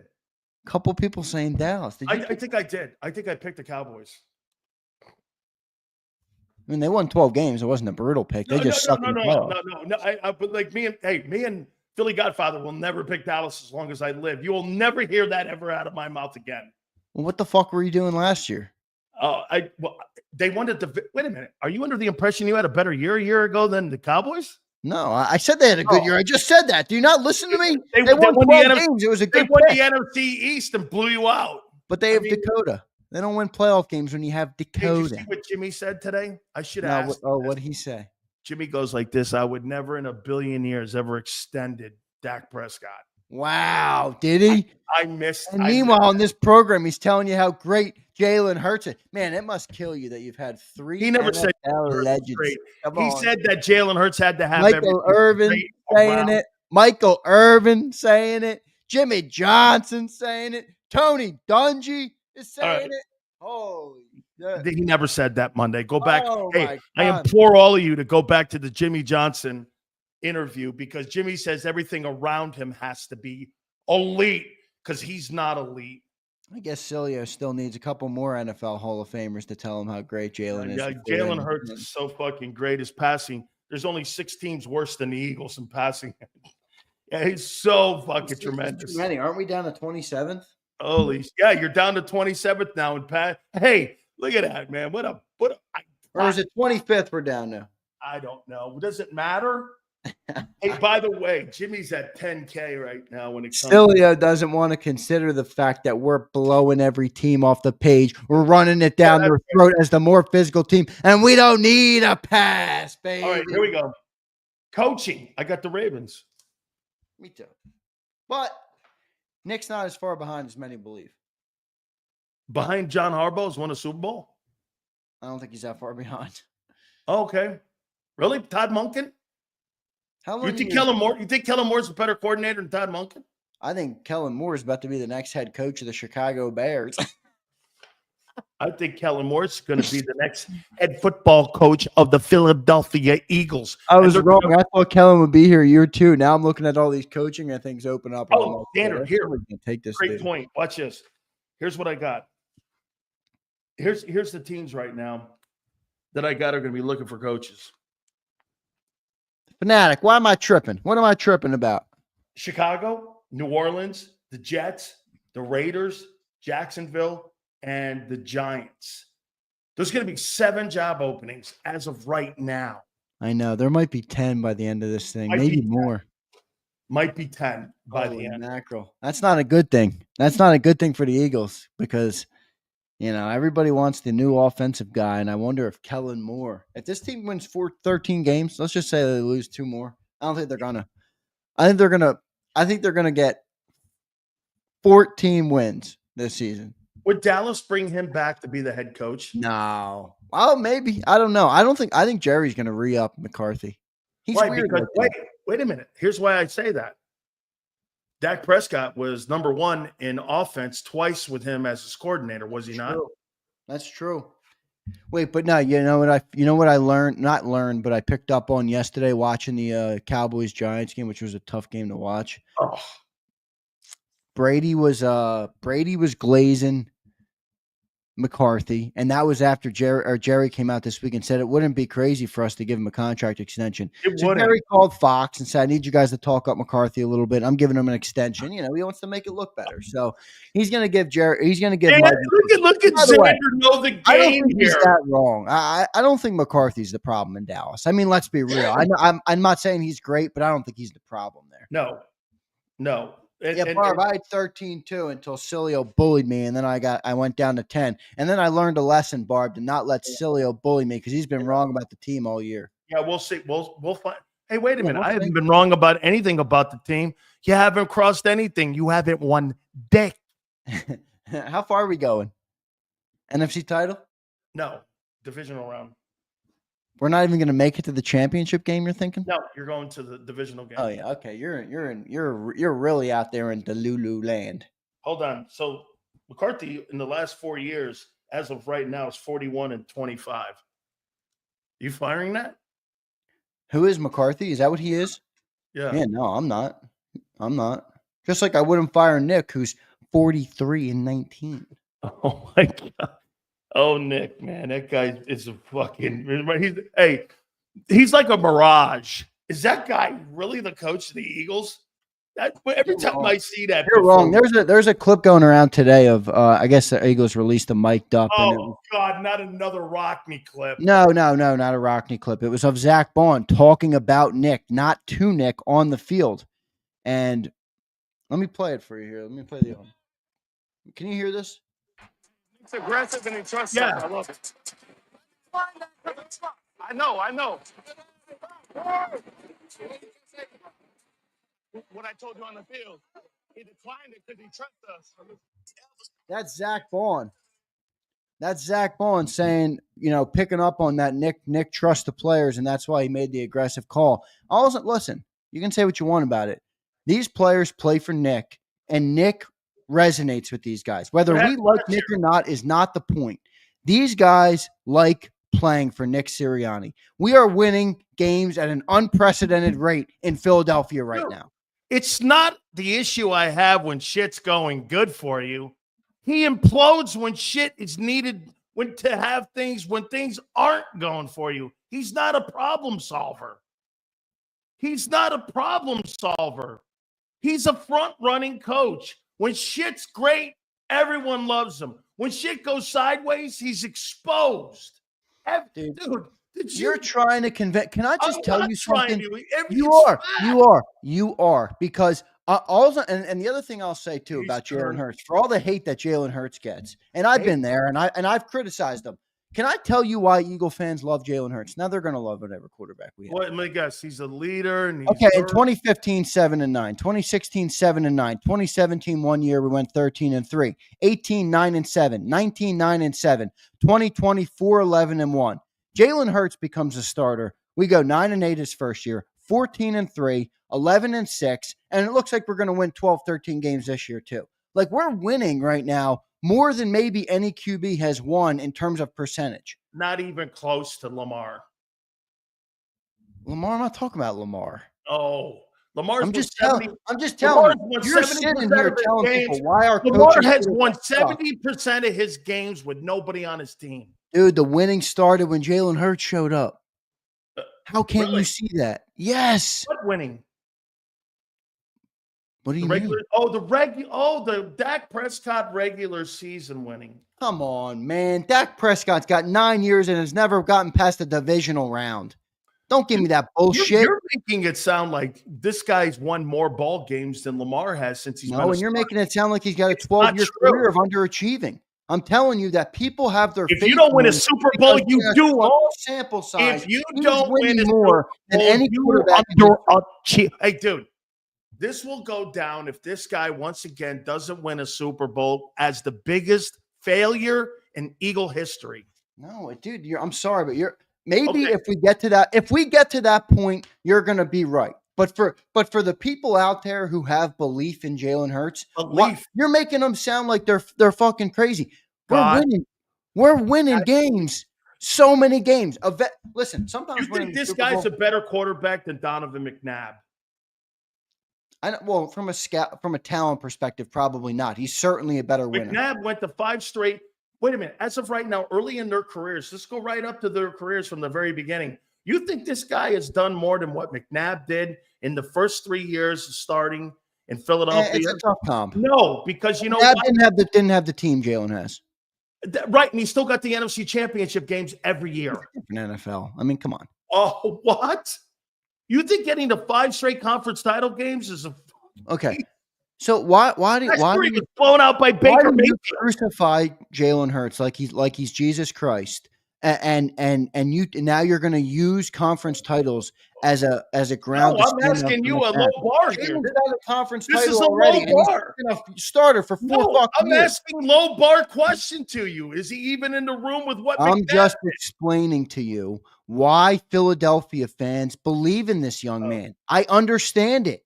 He's winning games, him and Nick. So when you get up here every day and tell us, oh, Nick sucks and Jalen sucks, everyone's like, wait, what do you mean? This is some of the best football I've ever seen in Philly. Okay, we'll find out. We'll see. We got a lot ahead of us there. I'm Let's not get saying to- you're wrong. I'm not saying he's this world-beating, amazing quarterback, but We'll- the winning started when he showed up. We'll be proven right as we have been for 4 consecutive years. We need super chats to be ready. Dude, Doug Peterson's last 3 years, and I love Doug. 9-7, 9-7, 4-11-1. Nice roster. 9-7, 9-7, And 4-11. what did Wentz have throwing the ball his last 2 years? Who were they? I'm not arguing those Who was things. the running back on that team? I'm The last saying this team started winning at an unprecedented level when these two guys showed up. That's the Howie truth. was shitting the bed all over the draft. All over the draft. Well, Howie's been better Doug's now. last no 3 doubt. years. Yeah, I mean, Howie's been better now. Well, you want me to criticize Jalen Hurts and Nick Sirianni because Howie's done a better job? Oh man, I mean, hey, wow, the last. Are you going to give your prediction for the game, or no? You're waiting until the end so that nobody can dice you up. No, here I gave it already. This Man in black, you better get this guy. You've This been is what crying I all said day. here. Sileo hasn't even given I you the said name that of the Hurts is player going to now. have to go for about 285, 3 touchdowns, and 65 rushing. And I don't believe he can do it. I think I'm taking Lamar and Henry. I think those two guys are superior to Hurts and Barkley. I think this is an MVP ball game. I don't think that discrepancy is as different as it is with 31st in pass defense and 26th in pass offense for the Eagles. Devontae's going into this game banged up. The number 1 rush defense versus the number 1 rush offense is going to be the game. And at home, 27-24, I got the Ravens. I don't hate your prediction. I don't hate your talking points there. I don't think you're going to be right. I think you're going to drop another game on the prediction column. But well, just remember something, freaks. Let's see how old little Nolan Smith handles that edge out there. Nolan, please, Nolan, don't give me a reason to rip you on this show, Nolan. Come on, Nolan. Hey, and what's the other guy's name? Jalix Hunt, the kid from Remember, Eastern Christian University. Remember what I told you. Remember what Big Z tells you this week. The winning started when Jalen and Nick showed up. Not when Howie showed up. Not when Doug showed up. The winning started when Jalen and Nick showed up. Okay, the winning. Brian Pumper, that's for you too. You mean when they opened up the checkbook and paid everyone? I don't give a shit what they did, man. Okay. Hey, well, I tell you what, you better get a return on your investment. That's all I'm saying, Big Z.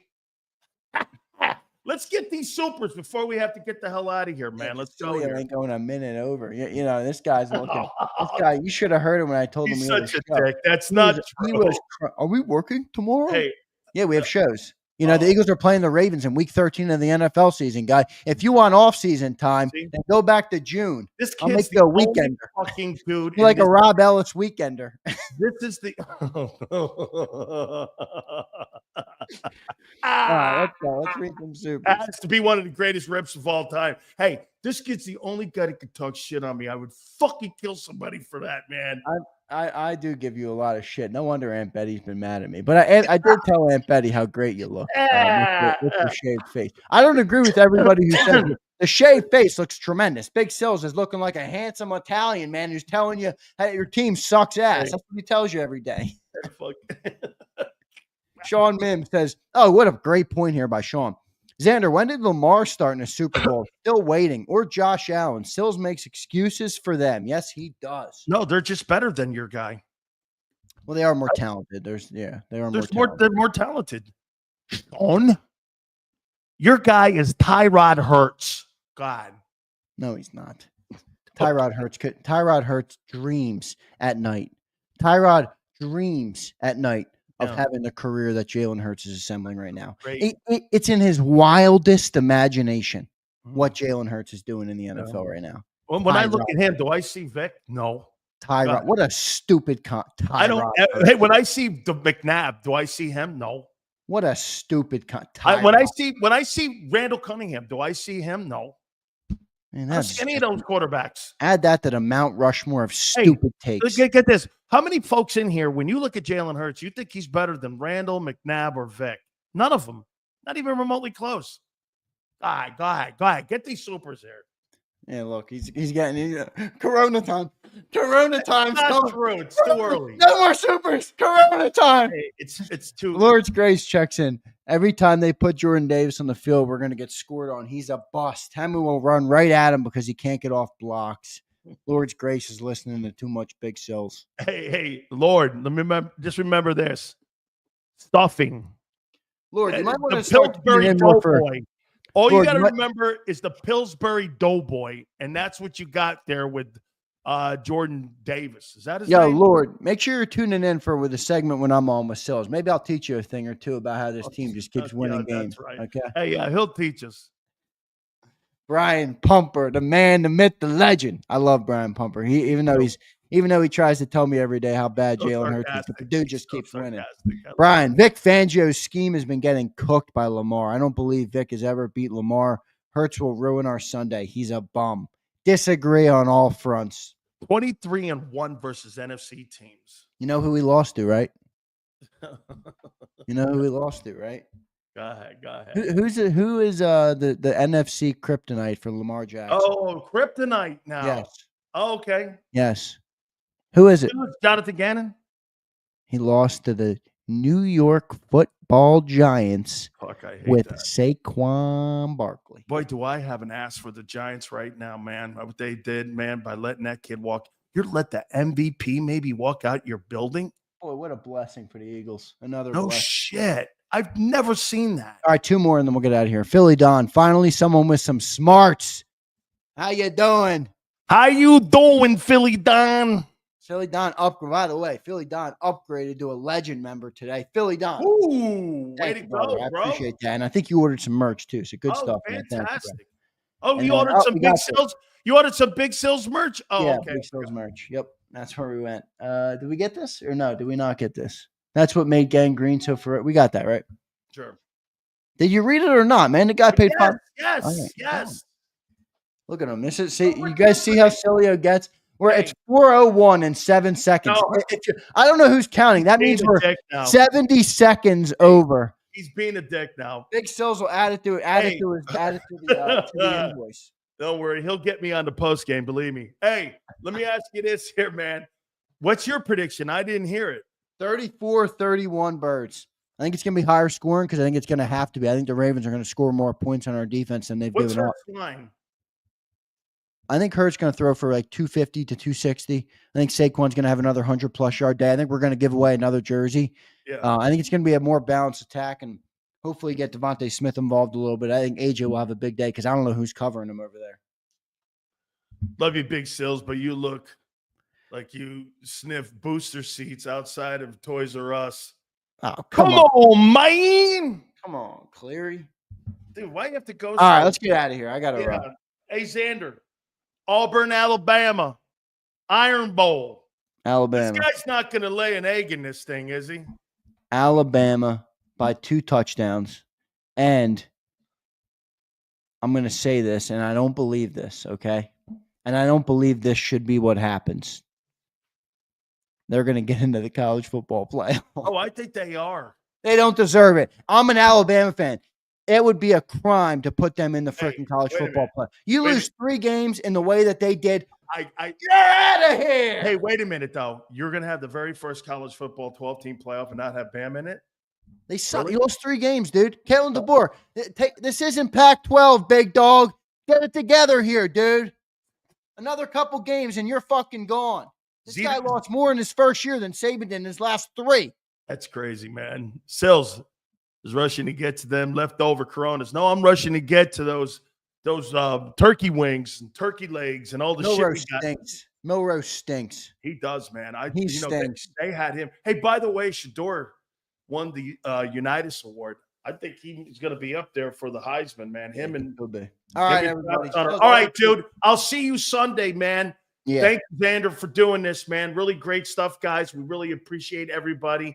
Thank you so much.